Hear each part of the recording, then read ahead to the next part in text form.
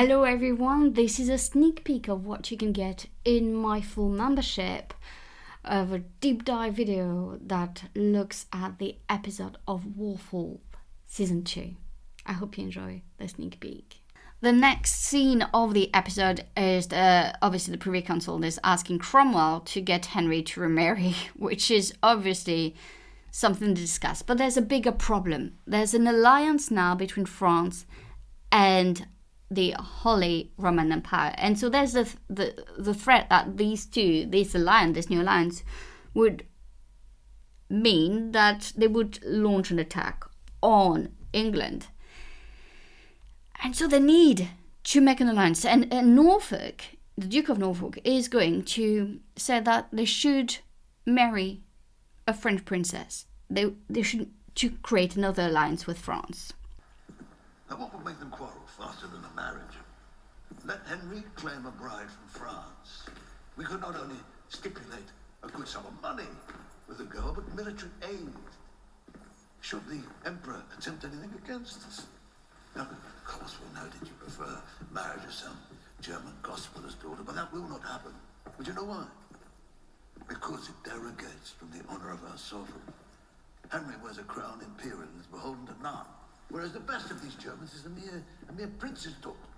And the emperor is their overlord. Whatever. That is so well explained that in the end, Cromwell's move to decide a marriage with the House of Cleves is also led by political rivalry at home. Because obviously another choice would have been a French woman, and especially one that I really like. Do I really like her? I like her in many ways, but she can be problematic too. So here you have Cromwell discussing it with Henry himself.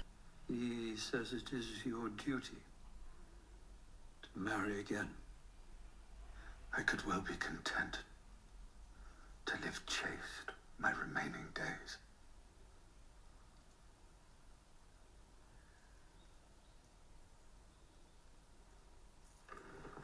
Parliament will also petition your Majesty.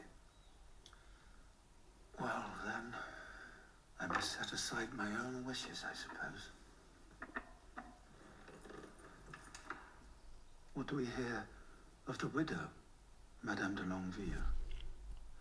I feel I could perhaps be interested in her, if in any lady. There is a difficulty. The King of Scots wants her. I do not call that a difficulty. Okay. So who is Madame de Longueville? Madame de Longueville is Marie de Guise, the widow of Louis of Longueville. And I love that, obviously, we have this reference to her. Henry VIII did want to marry her. And no, the reason why it didn't happen is not because the King of Scots was a problem. Though, he was a problem in many ways because he... it's not that the France wanted an alliance with Scotland. They wanted to restore the old alliance. So that was a problem in itself. But what's so funny is what Marie de Guise said.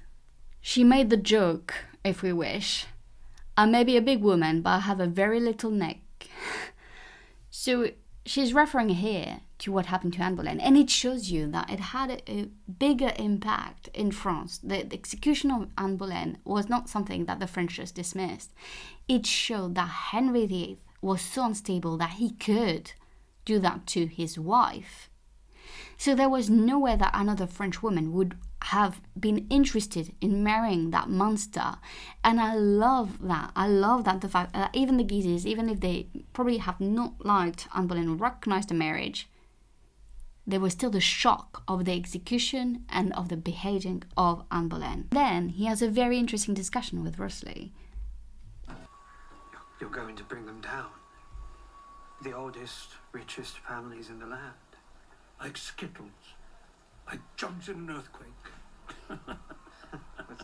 Sir, if you call a traitor everyone who has voiced a dislike of the king or his proceedings, who does that leave alive? Me?